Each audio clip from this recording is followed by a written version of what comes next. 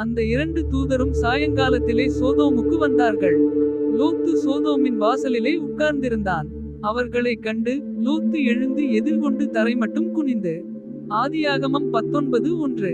ஆண்டவன்மார்களே, அடியேனுடைய வீட்டு முகமாய் நீங்கள் திரும்பி உங்கள் கால்களை கழுவி இராத்தங்கி காலையில் எழுந்து பிரயாணப்பட்டு போகலாம் என்றான். அதற்கு அவர்கள், அப்படியல்ல, வீதியிலே இராத்தங்குவோம் என்றார்கள். ஆதியாகமம் 19:2. அவன் அவர்களை மிகவும் வருந்தி கேட்டுக்கொண்டான். அப்பொழுது அவனிடத்திற்கு திரும்பி அவன் வீட்டிலே பிரவேசித்தார்கள்.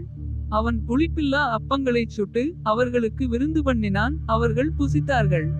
ஆதியாகமம் 19:3. அவர்கள் படுக்கும் முன்னே சோதோம் பட்டணத்து மனிதராகிய வாலிபர் முதல் கிழவர் மட்டுமுள்ள ஜனங்கள் அனைவரும் நானாதிசைகளிலுமிருந்து வந்து வீட்டைச் சூழ்ந்து கொண்டு. ஆதியாகமம் 19:4. லோத்தை கூப்பிட்டு, இந்த ராத்திரி உன்னிடத்தில் வந்த மனுஷர் எங்கே? நாங்கள் அவர்களை அறியும்படிக்கு அவர்களை எங்களிடத்தில் வெளியே கொண்டு வா என்றார்கள். ஆதியாகமம் 19:5. அப்பொழுது லோத்து வாசலுக்கு வெளியே வந்து தனக்கு பின்னாலே கதவை பூட்டி அவர்களிடத்தில் போய். ஆதியாகமம் 19:6. சகோதரரே, இந்த அக்கிரமம் செய்ய வேண்டாம். ஆதியாகமம் 19:7. இதோ, புருஷரை அறியாத 2 குமாரத்திகள் எனக்கு உண்டு. அவர்களை உங்களிடத்திற்கு வெளியே கொண்டு வருகிறேன். அவர்களுக்கு உங்கள் இஷ்டப்படி செய்யுங்கள். இந்த புருஷர் என் கூரையின் நிழலில் வந்தபடியால் இவர்களுக்கு மாத்திரம் ஒன்றும் செய்ய வேண்டாம் என்றான். ஆதியாகமம் 19:8. அதற்கு அவர்கள், அப்பாலே போ. பரதேசியாய் வந்த இவனா நியாயம் பேசுகிறது?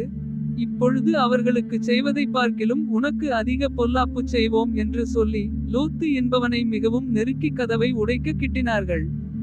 ஆதியாகமம் 19:9. அப்பொழுது அந்த புருஷர்கள் தங்கள் கைகளை வெளியே நீட்டி லோத்தை தங்கள் அண்டைக்கு வீட்டுக்குள் இழுத்துக்கொண்டு கதவை பூட்டி. ஆதியாகமம் 19:10. தெருவாசலிலிருந்த சிறியோரும் பெரியோருமாகிய மனிதருக்கு குருட்டாட்டம் பிடிக்க பண்ணினார்கள். அப்பொழுது அவர்கள் வாசலை தேடி தேடி அலுத்து போனார்கள். ஆதியாகமம் 19:11. பின்பு அந்த புருஷர் லோத்தை நோக்கி, இவ்விடத்தில் இன்னும் உனக்கு யார் இருக்கிறார்கள்? மருமகனாவது உன் குமாரராவது உன் குமாரத்திகளாவது பட்டணத்தில் உனக்குரிய எவர்களாவது இருந்தால் அவர்களை இந்த ஸ்தலத்திலிருந்து வெளியே அழைத்து கொண்டு போ. ஆதியாகமம் 19:12. நாங்கள் இந்த ஸ்தலத்தை அழிக்கப் போகிறோம். இவர்கள் கூக்குரல் கர்த்தருடைய சமூகத்தில் பெரிதாயிருக்கிறது. இதை அழிக்க கர்த்தர் எங்களை அனுப்பினார் என்றார்கள். ஆதியாகமம் 19:13. அப்பொழுது லோத்து புறப்பட்டு தன் குமாரத்திகளை விவாகம் பண்ண போகிற தன் மருமக்கள்மாரோடே பேசி, நீங்கள் எழுந்து இந்த ஸ்தலத்தை விட்டு புறப்படுங்கள். கர்த்தர் இந்த பட்டணத்தை அழிக்கப் போகிறார் என்றான். அவனுடைய மருமக்களின் பார்வைக்கு அவன் பரியாசம் பண்ணுகிறதாக கண்டது. ஆதியாகமம் 19:14.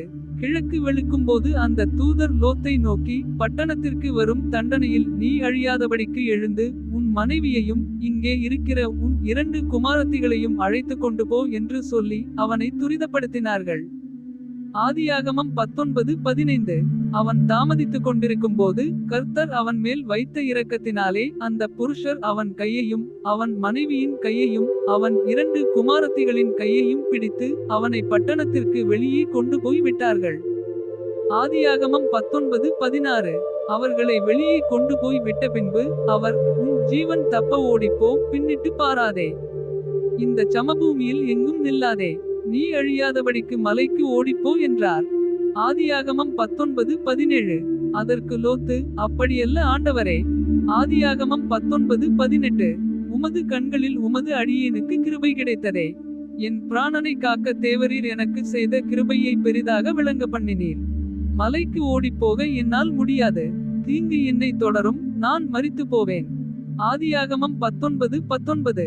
அதோ, அந்த ஊர் இருக்கிறதே, நான் அதற்கு ஓடிப்போகத்தக்கதாய் அது கிட்ட இருக்கிறது, சின்னதுமாய் இருக்கிறது. என் பிராணன் பிழைக்க நான் அங்கே ஓடிப்போகட்டும், அது சின்ன ஊர்தானே என்றான். ஆதியாகமம் 19:20. அதற்கு அவர், நீ கேட்டுக்கொண்ட ஊரை நான் கவிழ்த்து போடாதபடிக்கு இந்த விஷயத்திலும் உனக்கு அனுக்கிரகம் பண்ணினேன். ஆதியாகமம் 19:21. தீவிரமாய் அங்கே ஓடி தப்பித்துக்கொள், நீ அங்கே போய் சேரு மட்டும் நான் ஒன்றும் செய்யக்கூடாது என்றார். ஆகையால் அந்த ஊர் சோவார் எண்ணப்பட்டது. ஆதியாகமம் 19:22. லோத்து சோவாருக்குள் வரும்போது பூமியின் மேல் சூரியன் உதித்தது. ஆதியாகமம் 19:23. அப்பொழுது கர்த்தர் சோதோமின் மேலும் கொமோராவின் மேலும் கர்த்தராலே வானத்திலிருந்து கந்தகத்தையும் அக்கினியையும் வருஷிக்க பண்ணி. ஆதியாகமம் 19:24. அந்த பட்டணங்களையும் அந்த சமபூமியனைத்தையும் அந்த பட்டணங்களின் எல்லா குடிகளையும் பூமியின் பயிரையும் அழித்து போட்டார். ஆதியாகமம் 19:25. அவன் மனைவியோ பின்னிட்டு பார்த்து உப்புத்தூண் ஆனாள். ஆதியாகமம் 19:26. விடியற்காலத்தில் ஆபிரகாம் எழுந்து தான் கர்த்தருக்கு முன்பாக நின்ற இடத்திற்கு போய். ஆதியாகமம் 19:27. சோதோம் கொமோரா பட்டணங்களின் திசையையும் சமபூமியாகிய தேசம் முழுவதையும் நோக்கி பார்த்தான். அந்த பூமியின் புகை சூளையின் புகையைப் போல எழும்பிற்று. ஆதியாகமம் 19:28.